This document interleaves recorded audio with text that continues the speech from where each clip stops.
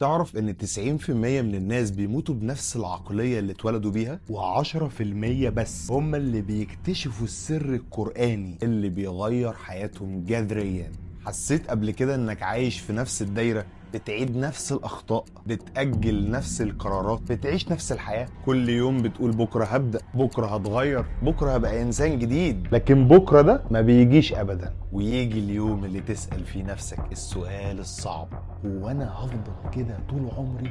وفجأة تقع عينك على الآية دي: إن الله لا يغير ما بقوم حتى يغيروا ما بأنفسهم.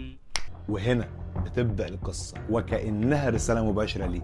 التغيير مش هيحصل لوحده، انت اللي لازم تبدأ الخطوة الأولى. في الحلقة دي هنعرف مع بعض السر، وازاي رسائل من القرآن ممكن تكون المفتاح اللي بيدخلك مرحلة جديدة من حياتك.